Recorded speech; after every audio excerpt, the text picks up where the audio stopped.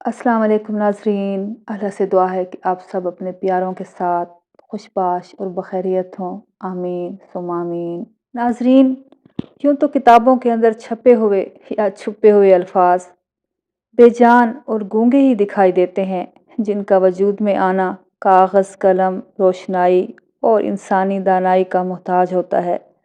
लेकिन यही बेजान और गूंगे अल्फाज किसी मायूस इंसान को हिम्मत और हौसला और उम्मीद की ताकत देने पर भी कुदरत रखते हैं, और किसी नासमझ को कभी कभी समझदारी का तोहफा भी दे देते हैं।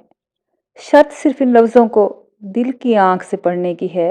आए कुछ ऐसे अल्फाज मैं आपके साथ शेयर करती हूँ।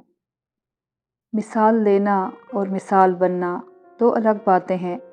मिसाल देना बड़ा आसान, पर मिसाल बनना बहुत मुश्किल। जो लोग सब्र रखते हैं या तो वो जीत जाते हैं या फिर सीख जाते हैं। बुराई ढूंढने का शौक है तो आईने का इस्तेमाल कीजिए, दूरबीन नहीं। दिल के मौसमों का कैलेंडर के मौसमों से क्या ताल्लुक।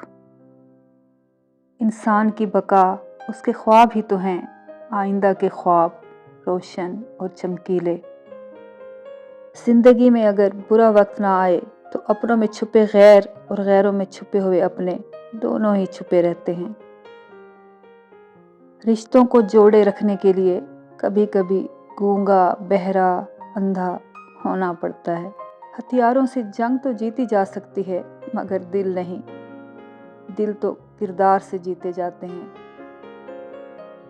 रास्ते कहीं नहीं जाते, लोग भटक जाते हैं। हद से ज़्यादा नरम दिली भी बहुत भारी पड़ती है।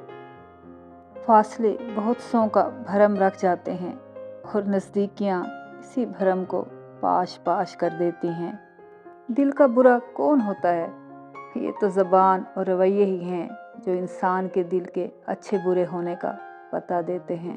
ज़िंदगी में लगने वाली ठोकरों से ना घबराएं, ये आपको गिर कर उठना और संभलना सिखाती हैं। कभी कभी किसी की कमज़ोरी किसी को ताकतवर बना जाती है।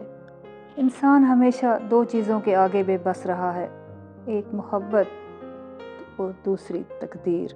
खालिक से मांगना सुन्नत है, अगर दे दे तो रहमत, ना दे तो हिकमत। मखलूक से मांगना ज़िल्लत है, अगर दे दे तो एहसान, ना दे तो शर्मिंदगी।